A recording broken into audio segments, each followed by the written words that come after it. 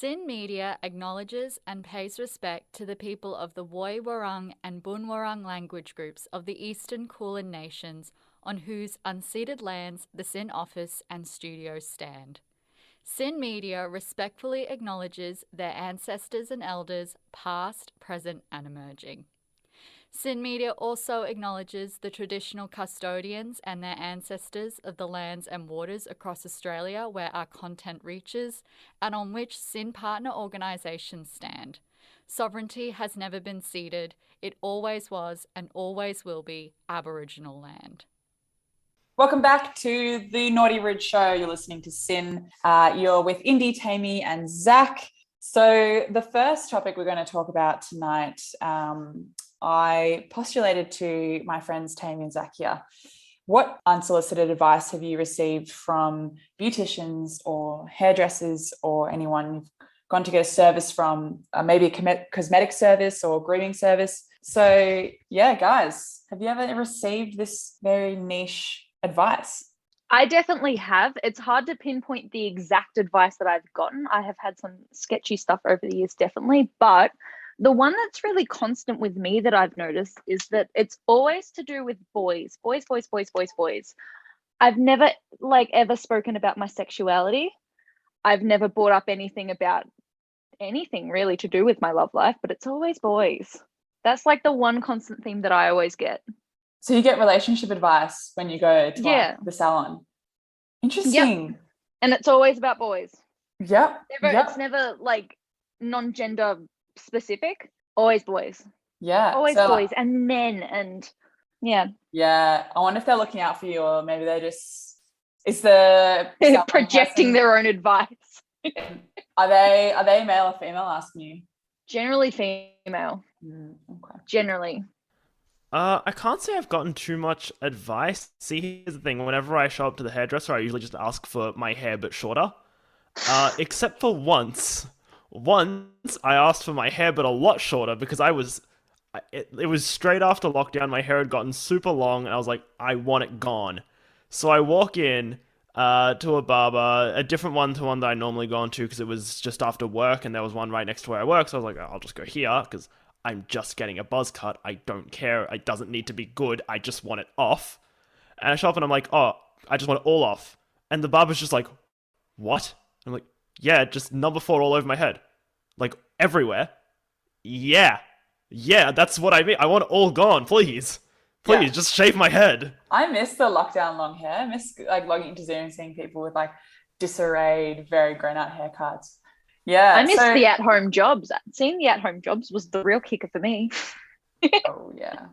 Well, I guess I better give my examples because I had some very specific advice given. So maybe the first one I ever got given was I went to the salon for a leg wax, and the lady said to me, I've noticed a bit of pigmentation on your skin, on your face. I was like, oh, okay. And at this time thinking, I didn't have any problems with my face skin. And then she kept going, saying, it's a bit of pigmentation, blah, blah, blah. And then recommended me a product they sell. And I was like, great, I'm definitely not buying that. See, I was going to say, what does she mean pigmentation? But I get it now. She means pigmentation as in buy my stuff.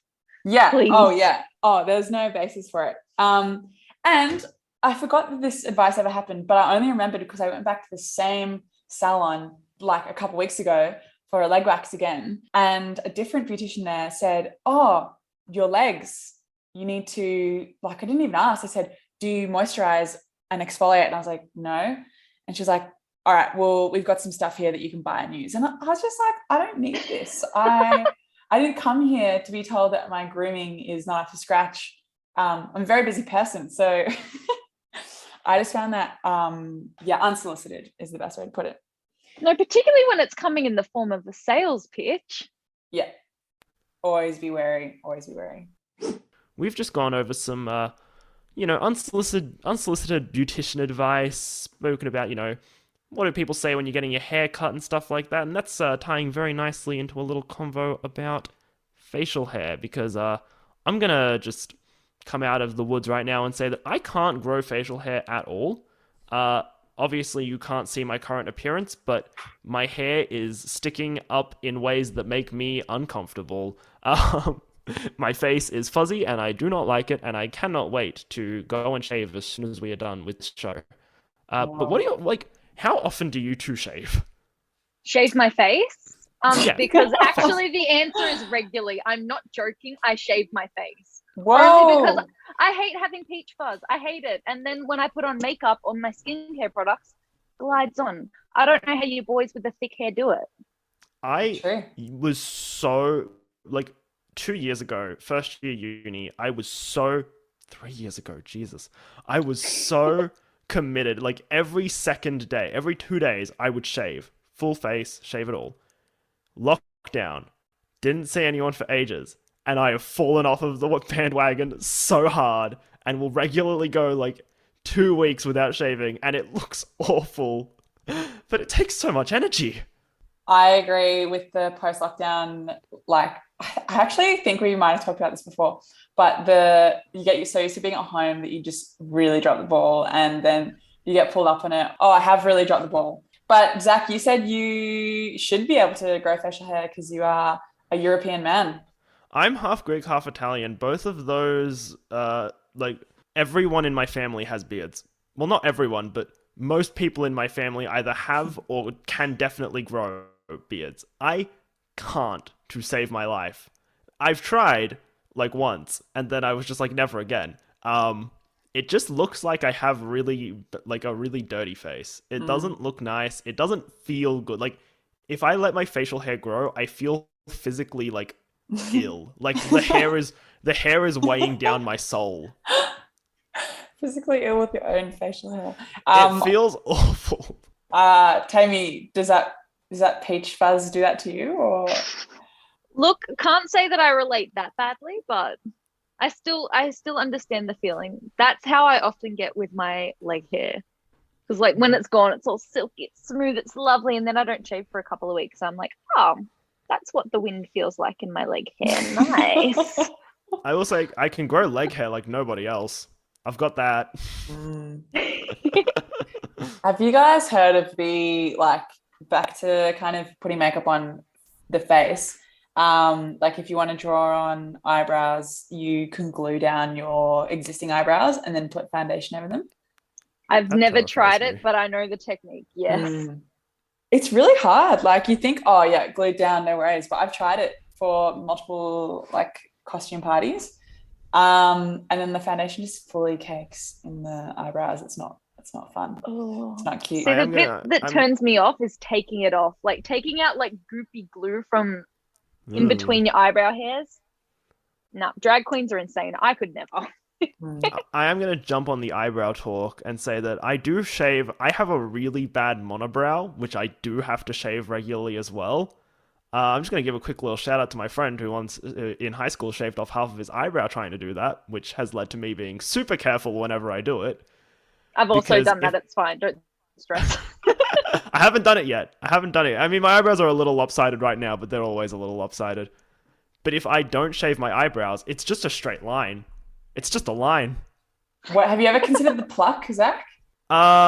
Considered, yes. Can I be bothered doing it? No. There's too much hair, and it's like I've got my razor. I might as well just go for it and just shave it. You know, if I screw it up, it's still better than leaving it as one giant line on my face. This conversation has come to an end. We're gonna move on a little. We have a bit of a question now, just to break things up. We were submitted this question through our link tree. You can find that at linktr.ee/naughtyrudeshow. The question that was asked to us was, is it dangerous to take hormone supplements / suppressants as a teenager when my body is already growing and changing due to the hormones it wants to naturally produce? Now, this is a very medical question that I have no idea on, so I'm going to hand this off to my medical friend, Indi. Thanks, Taymi. Do you have an answer to this? Yep, I do. I learned this last year in my general practice rotation. And the short answer is no, it is not dangerous to take hormone suppressants if you are, I assume the question is asking about hormones to change the person's biological gender.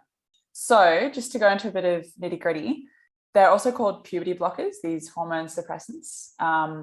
So you might have an LGBTQIA plus or gender neutral or trans young person that decides that they don't identify with their biological sex. And this is where I guess terminology becomes important. I did just before say gender when I should have said sex, which sex is the, I guess, XY or XX genetics that gives you either a vagina or a penis, and then male or female is gender. So sex and gender. So a person, if they don't identify with their biological sex, they can take puberty blockers to prevent the secondary sexual characteristics. So in women or XX, that's let's use the genetic codes here just to get it a bit more nitty gritty. That might be breast bud development, that might be hair growth in the armpits and in the vulval region. It in men or XY, sorry, it might be deepening the voice, a growth spurt in large hands, things like that. So if a person decides they don't want to go through those secondary sexual characteristics, they can take these hormone suppressants or these puberty blockers. What it does is actually just prevents that physiological puberty. It's completely irreversible. So as soon as they stop taking the medications, puberty will resume. And it's kind of prescribed by doctors such as kid doctors or hormone doctors to provide time for cognitive and social development. So it kind of prevents you or this young person going past the imaginary threshold of becoming a certain sex, and gives them a bit more time to, I guess the doctors want to make sure that this young person is completely solid in their decision, and then also they can go ahead with gender affirming surgery, which is top surgery, so removal of the breasts and other reconstructive surgeries that change penises into vaginas and vice versa. So that's the long answer. There's definitely a lot out there in terms of hormone treatments, and there's a lot to the process. Like the young person has to see also a psychiatrist, which is interesting, which reflects like a legal, social view of how we see this biological phenomenon. But hopefully that gives a bit more information to any young listeners out there. Zack and Taymi, was that all able to be followed in a cohesive manner? It was a lot, but absolutely, I think so, yes. So is it dangerous at any time to take any hormone supplement or anything then, regardless of whether you are going through puberty or anything? I assume so long as it's prescribed by a doctor, everything should be all honky-dory. Contraceptive pills, I think, is a good place to start. Taymi and Zack, do you guys know much about the contraceptive pill? What do you know? I know only from my own experience, which is I went to a doctor and said, hey, I want to be on it. And they were like, okay, sure. And then I was on it for a couple of years before I didn't get doctor advice and took myself off of it. So that's my knowledge. Yeah. Zack? Speaking from my experience, no, I don't know a lot about it. The main thing I have heard is that some people take it for period regulation, not just as a contraceptive, but I've just heard that. I don't actually know how any of it works. Yep. Well, you come to the right place, Zack, and all the listeners. Taymi, you can help me out on this one. So to kind of directly answer the question here, is this safe to take during puberty? Yes. So the contraceptive pill is a pill with two types of hormones in it that is safe to take during any stage of adult life, mainly for an XX, so a biologically born female. The hormones that are in the contraceptive pill is estrogen and progesterone, and they have two different actions. The way that you take it is you have a normal 28-day cycle, usually. You take the hormonal pills for 21 days and the sugar pills for 7 days. Taymi, did you take the sugar pills every month? Quite honestly, no. No, I never did, because I knew that they were sugar pills. I think there was either 5 or 7 in each packet. I cannot remember. But yeah, I just wouldn't take anything within those days because I knew that it wasn't going to do anything. It just holds up the routine, which ultimately I did need that routine, but I chose not to do it anyway. But yeah, that's my experience. Was that the right thing to do? Yeah. Well, so you had like a 7-day or 5-day break where you took no pills, and then so I guess Taymi, what you're doing is what the sugar pills do anyway, which is you're not having the hormones, and you're supposed to have your withdrawal bleed. So the endometrial lining, the uterus lining, is built up during those 21 days, sheds. And the kind of reason that this happens is when these pills are manufactured, it was thought that it is necessary to have a period every month, and that if you kept taking these pills, the hormonal pills, continuously back to back without a break, that you wouldn't have your period, and that would be abnormal. Something that I learned in my medical studies was you can actually take the hormonal pills back to back to back to back to back. Literally, well, I'm not going to say for however long you want, but you can just miss your periods on a regular basis, which is pretty cool because having periods can sometimes be cumbersome and inconvenient. And the reason, just to give you guys a bit of history about this is what a professor told me. Cast your minds back to, 100 years ago, or maybe more, 200 years ago, when women were married off early and had babies early and had lots of babies. When you are pregnant, you don't have your period. And when you're breastfeeding, you don't have your period because of hormones. And what was happening for young women was, let's say they got their period at age 13 or 14, had baby by age 17, breastfeeding, and then got pregnant maybe a year or two later, breastfeeding, pregnant, blah, blah, blah. A woman isn't actually having their period for most of their adult life if they are continuously getting pregnant and breastfeeding, right? And then life expectancy wasn't so long back then. So if we cast our minds back, it wasn't actually that common to have lots of periods. So there you go. This is kind of a reason, an explanation why taking these hormones back to back kind of simulates this way that women used to live, and it's safe. So that's me. I just learned two things then, which is that yes, you can take the pill back to back, back to back, which is very interesting. Do have a question about that in a moment. Second thing that I learned though, I didn't know that you didn't have your period when you're breastfeeding. Yeah. So wow, I knew that it would take obviously a while after you birth a child for everything to get back into rhythm, to sync back up, but I didn't know that was the common thing. Wow. Yeah. And sometimes people use that as contraception. They breastfeed and they're like, oh, I don't want to use a condom after my baby because I know my breastfeeding will protect me. It's not 100%, but it definitely helps. This is a question way, way back from the past on our Tumblr. What questions should I ask on a first date? I always run out of things to say. So if you're still listening to the show, whoever asked that, because this is completely anonymous, well, better late than never. So what do you two think are great things to ask on a first date?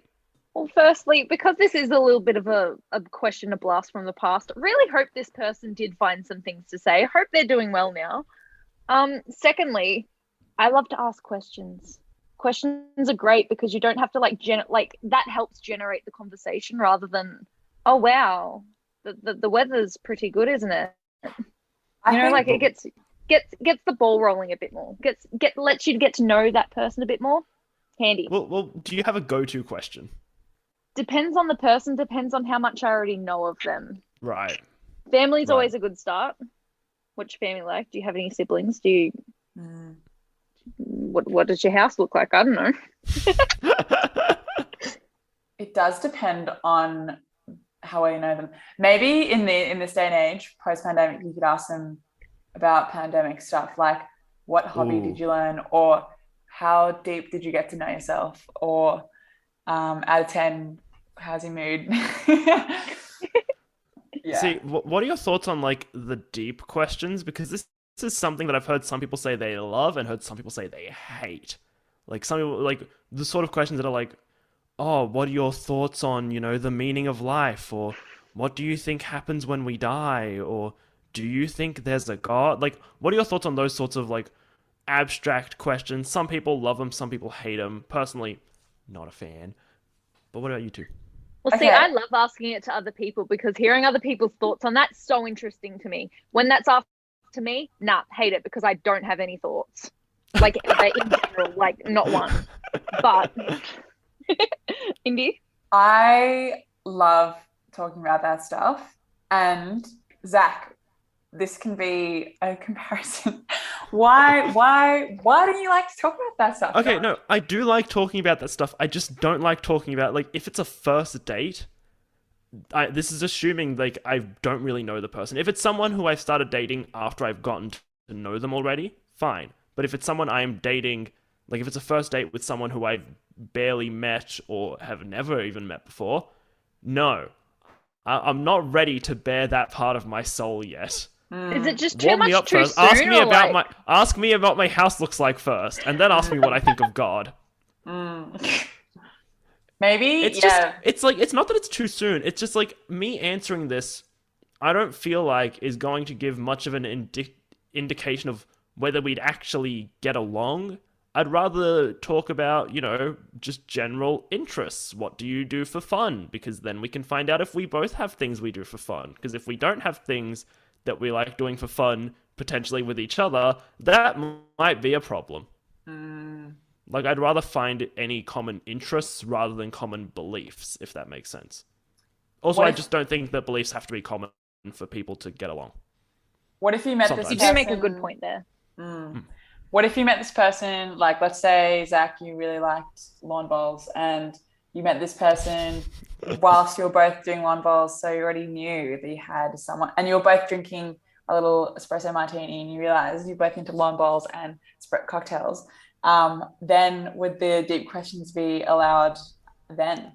There's so many situations that I like how long have I been lawn bowling with this person for? Like, have we lawn bowled together in the past? Is this a new situation? Because if it's like, if I've only just met them, then my go-to question would probably be, so how long have you been lawn bowling for? Is that a thing people who do lawn bowls ask? Is lawn bowling a thing people do? Yeah. Are there lawn bowlers? Sorry, I'm going off the rails, but are there lawn bowlers? Yeah. Maybe, okay, don't make your first date, if you're not sure what the person is like and you need a get out of jail free card, ask them if they do lawn bowls. Or, completely unprompted, ask them how long they've been lawn bowling for. Yeah. Even if they've never mentioned lawn bowls in their life. You'll stick out. This is like if people listen to SYN and listen to this specific episode and lawn bowls comes up and they ask, do you lawn bowl? And they'll both know that they're talking about this SYN episode, and they'll both bond because they've listened. Maybe it can be like a secret SYN code. If you like lawn bowls, hit us up on Linktree, hit us up on Tumblr. We want to know, have you met a partner through lawn bowls? Maybe that's my problem. Maybe I'm looking in the wrong places. Maybe I need to start doing lawn bowls. I don't know if we've really helped answering questions that you should ask on a first date, but I mean, we've given some options. I think going for the standard, again, this depends on how much you know them, but the standard, like, what interests you, what are you planning on doing, like, what are your kind of life goals, and what do you do, like, at the moment in your spare time? Like, I think those are three fairly solid go-tos. Gives you an idea if you've got interests in common, gives you an idea of where they want to end up, where you want to end up, sort of aligns, gives you an idea of if things you can currently do align. I think they're pretty standard. And then just, like, have a conversation, just veer off from there. Maybe you don't have things in common, but maybe something they are interested in is something you've always wanted to learn more about. Boom. Ask them. Use them as a resource. Also, they're a potential partner, so don't just use them as a resource, like, talk to them, engage them, but use them to learn. Use your first dates to pick up new hobbies and nothing else. Use them as a resource and pick them up. The other thing is, if they ask you a smart question, ask it back to them. You can steal their question and they won't know. They'll be so excited to talk about it. Just hit them with a, what about you? Yeah, what about you? All right, everyone. That is time for the Naughty Rude Show to wrap up for this evening. You've been with myself, Indi, Taymi, as well as Zack. We have been having the bestest pleasure of all, answering all your questions. So please do keep them coming on. Thank you all for listening. Bye.